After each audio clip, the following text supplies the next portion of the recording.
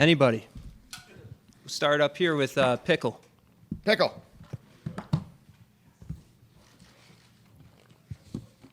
How you doing, Coach? Great. How are you? I'm doing well, thanks. Coach Franklin just talked about your backup quarterback battle and how that could play out for quite some time. Just from your perspective, coming out of the spring, how impressed were you with where Smolik was coming off his injury and Grunkemeyer, obviously, with the experience he got in the postseason, and where those guys improved since then?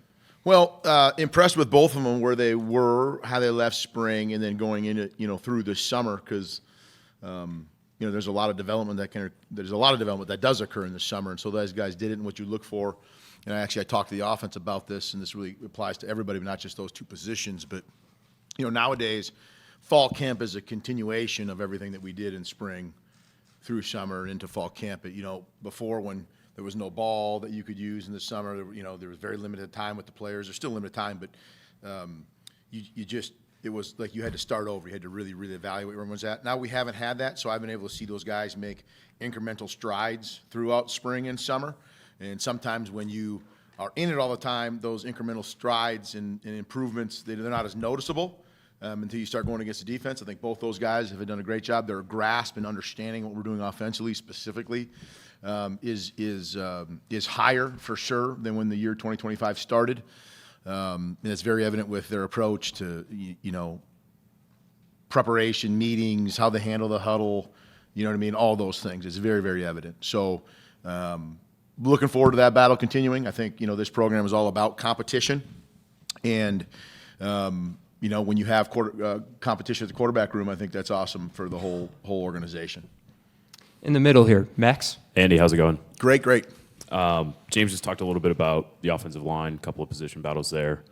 Does the anticipated depth at that spot, whether it's 8 or 9 guys, does that change at all what you can do schematically, whether it's 6-man sets, whether it's moving Vang out like you did last year, or more of that kind of stuff? Well, it probably gives you more comfort to do some of those things and add them when you have the depth.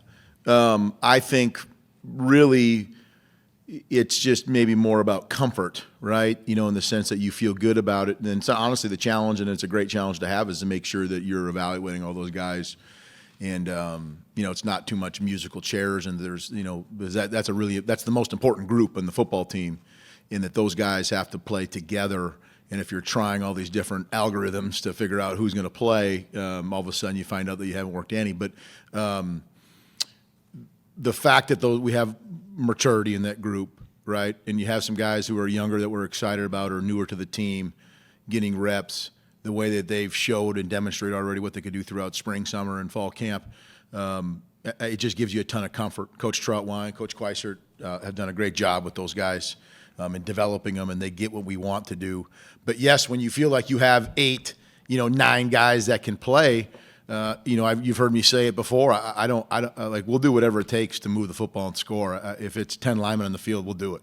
You know what I mean? And so when you have depth at that position, you have your depth at the skill positions, really your imagination becomes the limitation that you have. As long as you're not overextending individuals and asking them to do things that they're not trained to do.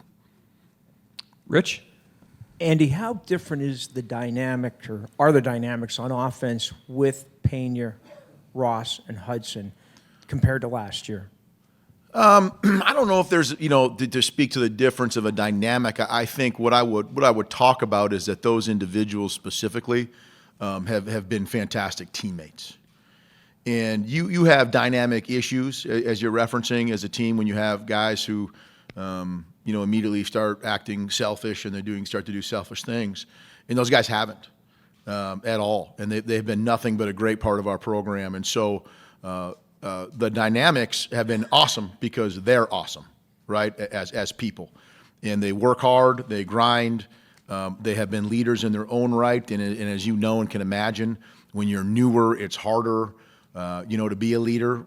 Someone who's been in our program for a long time, like Nick Dawkins and Drew Aller, but those two, all those guys were leaders on their team before they left there, right? And now they're here in our program. So it's been awesome, and because they're awesome people, but it's also been great because they've added competition to the room, and they've added competition amongst each other.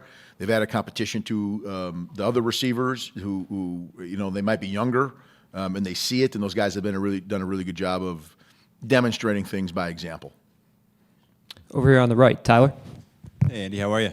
Great, great. I want to ask about the tight end room. I know James said people aren't talking enough about Khalil Dinkins, but I wanted to go to Andrew Rapplier because we just really haven't had a chance to talk about him, period, because of his absence.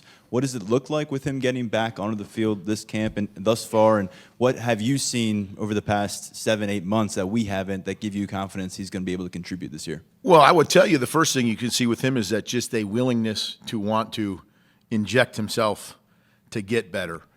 Sometimes when people come back from injuries, and there's no right or wrong way, as long as everyone's attacking it, to do everything they can to better themselves. And so I don't mean this in a negative in the sense of other people and how they've approached it, but more like we have to pull Rap back. Like we have to kind of grab him and say, okay, you don't need to take this rep. You know what I mean? Like he wants to just keep jumping in front of the line and getting more reps, which I appreciate, the motivation to want to do that and get better. So that's like, I've noticed that from, like in the whole year of 2025, right? And so, I don't know what the timeline is when they come back and when they can, but as soon as he was able to walk and move, he literally wanted to jump in to drills. You know what I mean? And so you see the motivation from him to want to come back, which gives me a ton of promise that he will come back, right? Back left, Allie. Hey, how are you? Good Great, to see how are you? Good. We think about college sports in general. Usually these veteran teams, that poise that they can have late in the season is what shines through. And when you watch a college basketball team make a run, a bunch of fourth-year guys might make the difference. When you look at your offense, how much of this core is coming back, particularly quarterback, running back, offensive line? Does that give you confidence that they've seen a ton of football, they've played a ton of football, and maybe you can be a little bit more creative and lean on them in this fourth year for them? Yeah, when you have maturity coming back, and I'll use that word because experience and maturity are really they're two different things. A lot of times they go hand in hand, but they are different.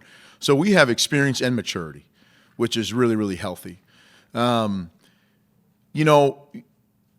you worry about as a coach, because football at this level in the competitive environment, there is going to be adversity. We're going to face adversity. How much, what it looks like, nobody really knows. But the fact that we have been able to observe our guys and they've responded the right way to adversity, there's no surprises, right? And then they can show by example what responding to some sort of challenge looks like, okay? So the fact that we have that, and then you build that into the younger guys, the newer guys that we need to develop and grow, and then you build into I'm going to use the word comfortable, even though this program really is all about making people uncomfortable. They're very comfortable with what we're doing. They know what practices are going to be like. They know what the install is now. You know what I mean? They're not surprised. And so really, and we just talked about this as a staff the other day, is we got to make sure we do enough to keep those guys mentally stimulated, right? Maybe it's more situational work. Maybe it's curveballs into practice or whatever it is, to make sure that those guys are feeling adversity. They're feeling, new stimulus that they have to respond and react to, and allowing them to get better. And coach, I'll say this because it matters.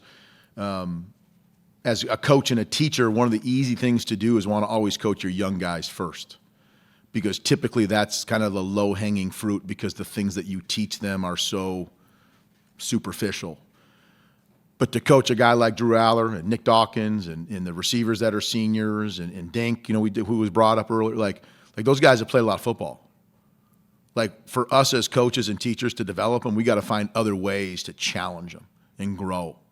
And it's actually been really fun and rewarding as coaches to be able to do that, the things that we can do with them.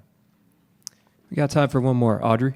Hey, Andy, how are you? Great, how are you? I'm good, thank you.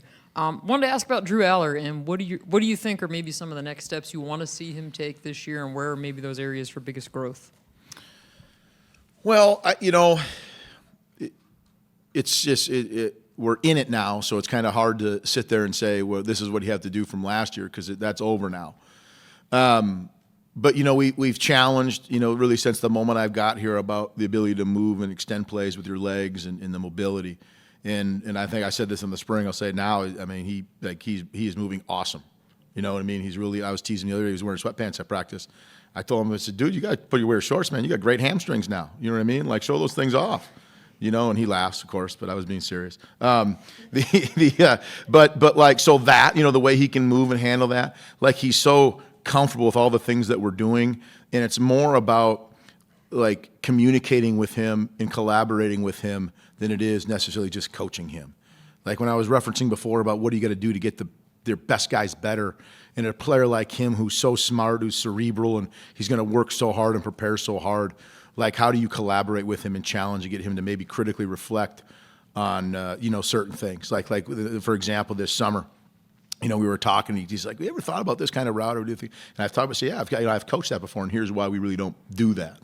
You know what I mean? For him to see and understand and kind of grasp where, especially as an offense, it's really easy to just grab a bunch of plays and do them, but you can't do that because you can't train yourself and all those things, right? So to have those mature conversations about what we do, why we do it, what you saw, why he made the decision he did, is really what's going to help elevate him. You know what I mean? Like he's at the point now in his career here with Coach Franklin and being at Penn State, and so like he has some autonomy, meaning like he doesn't need to be told what to do and think it, right?